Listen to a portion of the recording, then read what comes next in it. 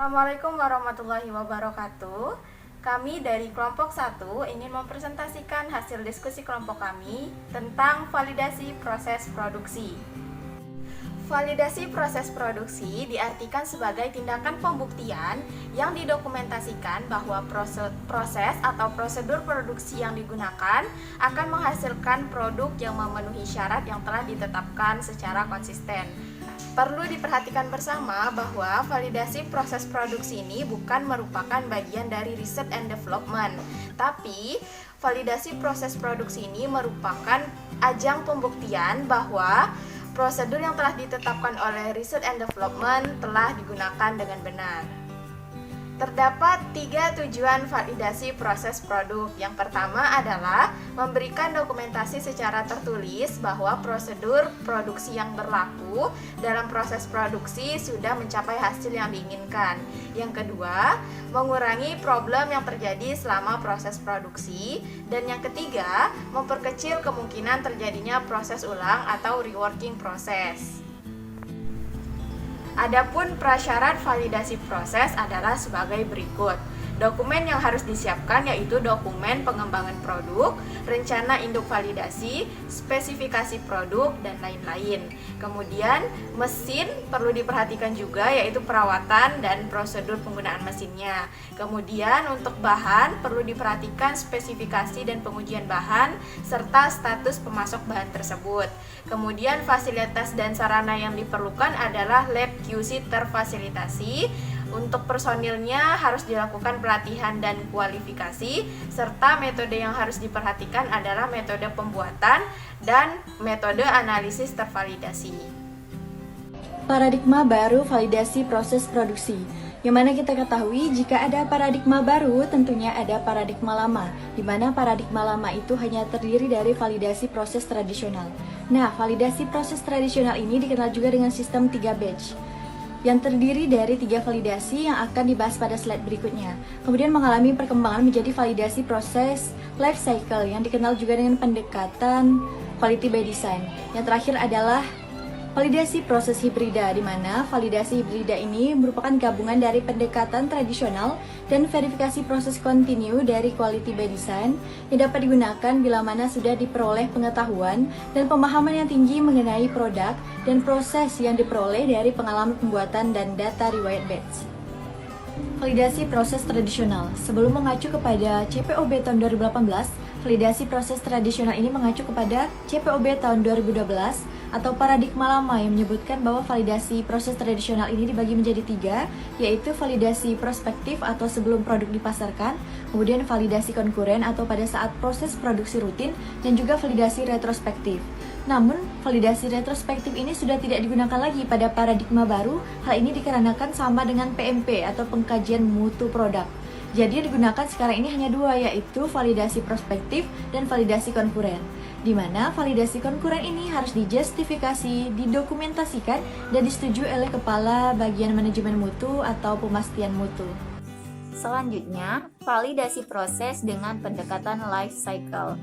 Jadi, validasi proses ini tidak dianggap hanya satu kali atau satu kejadian saja. Pendekatan life cycle atau siklus hidup harus dilakukan untuk memelihara proses agar selalu terkendali selama produksi rutin batch komersial.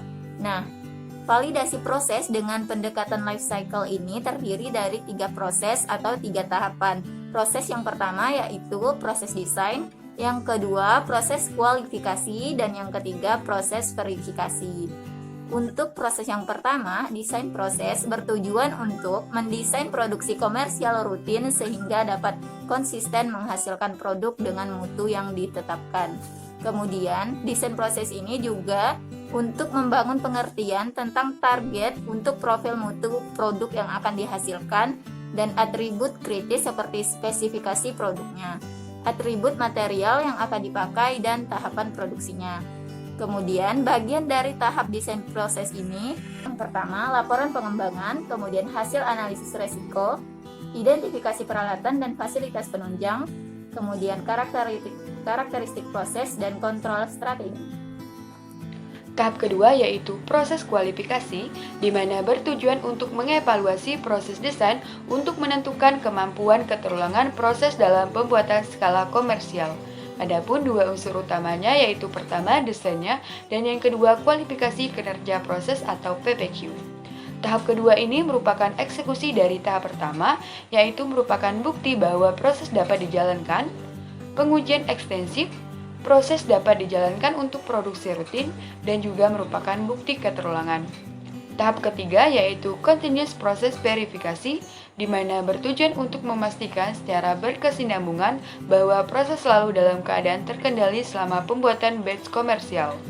Tahap ketiga ini dimonitoring secara real time berupa parameter operasional dan proses kritis, karakteristik produk, pelatihan dan kualifikasi, investigasi deviasi hingga CAPA. Hasil kerja masing-masing tahap. Pada tahap pertama menghasilkan laporan pengembangan, hasil analisis resiko, identifikasi peralatan dan fasilitas penunjang, karakterisasi proses dan juga kontrol strategi. Pada tahap kedua menghasilkan laporan peralatan, konfirmasi analisis resiko, laporan validasi metode analisis, dan juga laporan kualifikasi proses. Pada tahap ketiga menghasilkan kumpulan data monitoring, hasil evaluasi data, stabilitas proses, dan juga stabilitas mutu produk. Nah, berdasarkan penjelasan yang telah dijelaskan sebelumnya, jadi di sini sekarang saya akan menjelaskan mengenai penerapan proses validasi. Nah, jadi penerapan proses validasi itu sendiri dibagi menjadi dua tahap. Tahap yang pertama itu ada pengembangan produk yang benar, yang kedua itu ada melakukan transfer dan validasi proses dengan benar dengan semua persyaratnya. Nah, untuk yang tahapan pertama itu dalam pengembangan produk yang benar itu kita perlu melalui beberapa tahapan. Yang pertama itu ada studi referensi atau preformulasi. Nah, di situ kita akan melakukan kajian-kajian literatur yang digunakan untuk membuat suatu produk atau mengembangkan suatu produk sehingga produk itu akan menjadi produk yang baik.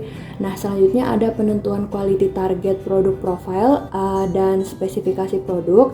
Lalu ada juga menentukan atribut material atau bahan, fasilitas maupun peralatan. Nah, selanjutnya ada pengembangan proses, itu baik dari penentuan parameter proses kritis dan strategi kontrol. Nah, selanjutnya ada dokumentasi pengembangan yang digunakan untuk agar kita tahu proses apa saja yang sudah kita lalui dan proses apa saja yang sudah kita lakukan sebagai dokumentasi. Nah, selanjutnya ada paket transfer.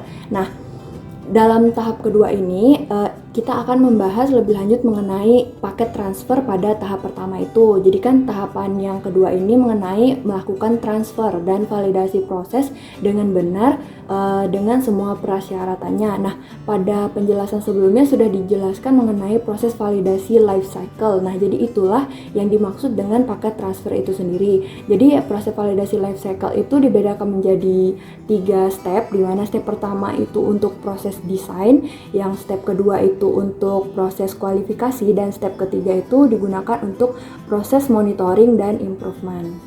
Sesuai dengan ketentuan baru pada CPOB 2018 bahwa cakupan validasi proses produksi meliputi validasi awal dari proses baru, validasi bila terjadi perubahan proses, transfer lokasi pembuatan, dan verifikasi proses ongoing selama produk tersebut diproduksi di industri farmasi yang bersangkutan. Maksud pedoman tentang validasi proses yaitu untuk memberikan panduan mengenai informasi dan data yang diperlukan dalam pengajuan izin ke regulator.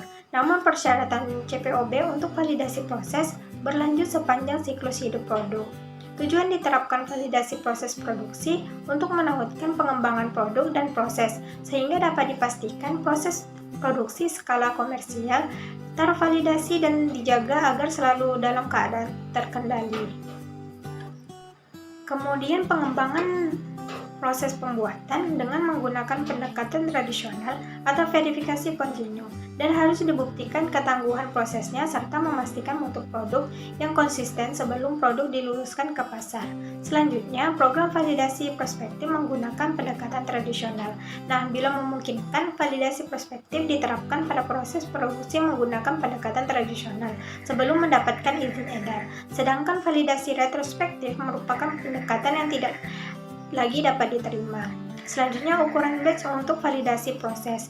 pada umumnya sama dengan batch untuk skala komersial, dan penggunaan ukuran batch lain hendaknya dijustifikasi atau dipertimbangkan.